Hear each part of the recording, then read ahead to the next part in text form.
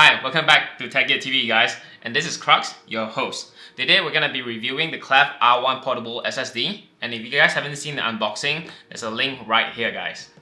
Alright, so let's look at the SSD itself. I gotta say guys, I really love the design of the casing. It's an enclosure that has a NVMe SSD in it, and if you don't know what it is, it basically is an NVMe SSD. Slot into an enclosure and then you can use it as a portable SSD with a USB connection. You can connect it with your laptop, your desktop, even your mobile devices as well. Okay, so let's take a close look. It's got this really cool minimalistic design with a tag at the side that says the brand. So a little bit of background on the brand actually. KLEVV is actually a brand from Korea, if I'm not mistaken. Says here on the box that it's designed in Korea and made in Taiwan. So I would think that KLEVV is a Korean brand more than a Taiwanese brand. Yeah? So with all things Korean, they are pretty big on aesthetics, and this is pretty big on aesthetics. So on one side, you have this solid black minimalistic design with the tag on the side. On the other side, you have the label, the specs, the storage capacity. It says right here 1 terabyte. It's like a semi-translucent matte finish plastic where you can kind of see inside the enclosure. And here you can actually see the copper heatsink. Now, you will probably be thinking the same thing that I'm thinking. Why is the heatsink on the inside? So I did some tests. It actually kind of heats up, but I haven't encountered any slowdowns yet. So you can actually look at the results. I have the results right here. So on the box, it says it's up to 1000 megabytes of read and 1000 megabytes of write. Here, you guys can probably see it right there. Right here on the blue table. Yeah? Okay, so I tested this with Crystal Disk Mark. And for the read speed, it actually does up to 1066 megabytes of read and 948 megabytes of write. And it kind of slows down when you do random 4K with a queue depth of 32. Slows all the way down to 220 megabytes. But that's for like small files and a huge amount of it. And 200 megabytes is actually pretty good.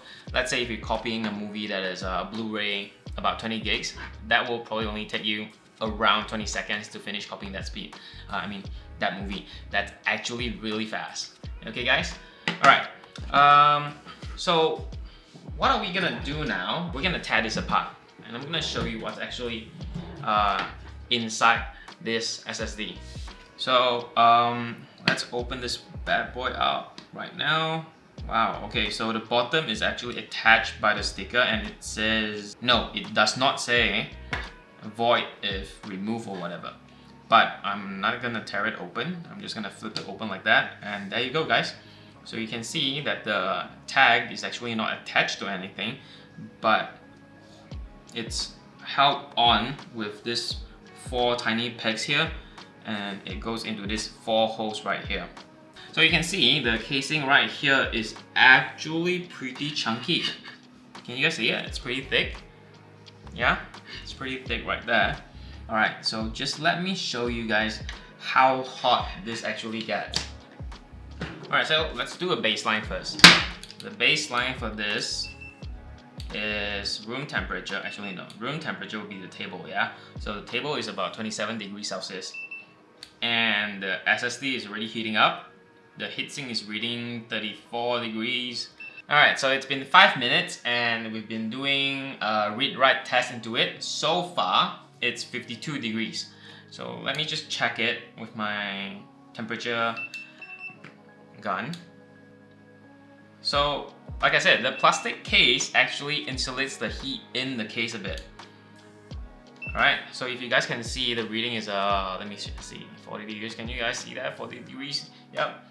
But on Windows, it actually says 51 degrees.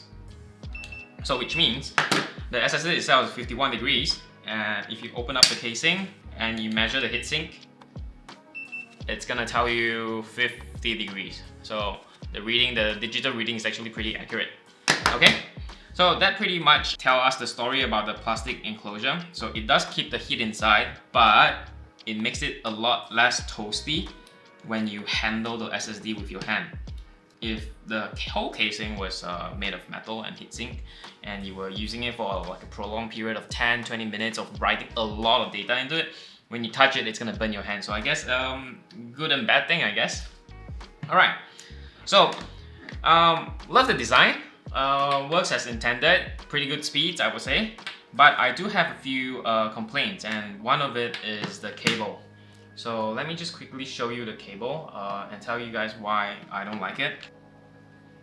I don't know who designed this. It's kind of smart and dumb at the same time, because it's kind of clunky when you only want a C2C cable or C2A cable. Now you are forced to bring two cables in one, which you cannot get rid of.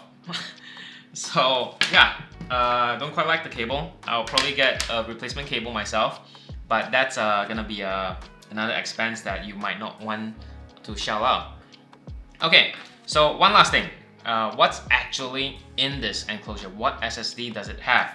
And the SSD it has is the KLEVV C710 M2 SSD, the 1TB model obviously. And if you got the R1 portable SSD in 512 gigs, it will come with this, the KLEVV C710 5 and 12 gig. Alright, so now let's do the costing a bit. I have the costing right here. So if you got the SSD separately, let's say this one, it's $499 retail, and this one is $649 retail. So basically, you're paying 150 bucks for the enclosure and the kind of janky cable. So that's up to you whether it's worth your money or not. For comparison, the Asus ROG Strix Orion NVMe enclosure is $199 retail, and it does come with a Type C to C cable, just one cable. So if you got the light version, it comes with one cable, the C to C cable, and if you got the normal version, it comes with two cables, a C to A and a C to C. So that's 199 bucks.